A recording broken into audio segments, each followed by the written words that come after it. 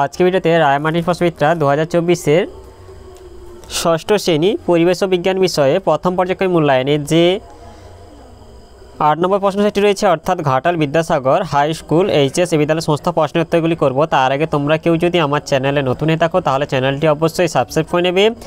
একইটা হচ্ছে এক কথায় উত্তর দাও যে কোনো 5টি। একে হচ্ছে অ্যামোনিয়ার সংকেত লেখো। অ্যামোনিয়ার সংকেত হলো NH3। 2 হচ্ছে স্ট্রেপ্টোমাইসিস কি? স্ট্রেপ্টোমাইসিস ব্যাকটেরিয়া থেকে প্রাপ্ত জীবাণুনাশক ওষুধ হলো স্ট্রেপ্টোমাইসিস। এরপর 3 দিকে হচ্ছে কোন গ্যাস জ্বলতে সাহায্য করে কিন্তু নিজে জ্বলে না? এটা হচ্ছে অক্সিজেন হবে। এরপর 4 দিকে হচ্ছে রজন কোন উদ্ভিদ থেকে পাওয়া যায়? এটা হচ্ছে শাল ও পাইন গাছ থেকে রজন পাওয়া যায়। এরপরে 5 হচ্ছে জলে অক্সিজেন পরমাণুর যোজ্যতা কত? এটা 2 হবে। 6 হচ্ছে সাগর কুসুমের সঙ্গে মিথমিতা দেখা যায় কোন প্রাণী?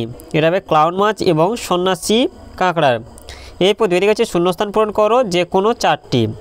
একে আছে ম্যাগনেসিয়াম অক্সিজেনের সঙ্গে যুক্ত হয়ে এটা হবে ম্যাগনেসিয়াম অক্সাইড যৌগ গঠন করে। 2 হচ্ছে সাধারণ লবণ একটি যৌগিক পদার্থ। 3 দিকে হচ্ছে তামার ল্যাতিন নাম হচ্ছে এটা হচ্ছে কিউপ্রাম। 4 ময়দা বা আটার মিশ্রণকে ফুলে ফেঁপে উঠতে সাহায্য করে কার্বন ডাইঅক্সাইড। এরপরে 5 হচ্ছে একটি সম্পূর্ণ পরজীবী উদ্ভিদ হলো এটা স্বর্ণলতা হবে। 3 দাগে নিচের প্রশ্নগুলির উত্তর দাও। একে আছে ধাতুর 2টি সাধারণ ধর্ম লেখো।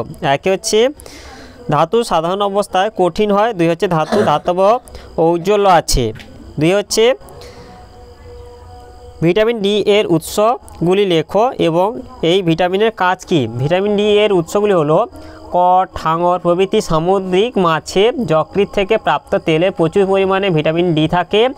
ভিটামিন ডি এর কাজ হলো ভিটামিন ডি দাঁত ও হাড়ের গঠন মজবুত করতে সাহায্য করে।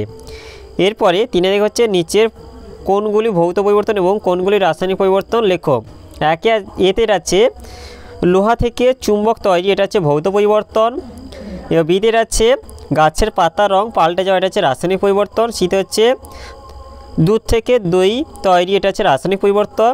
ডিতে হচ্ছে বরফ গলে যাওয়া, এটা হচ্ছে ভৌত পরিবর্তন হবে।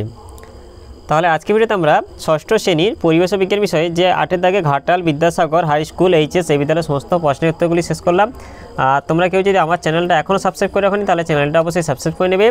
ভিডিওটি ভালো লাগলে ভিডিওটিকে লাইক, কমেন্ট ও শেয়ার করতে ভুলবে না।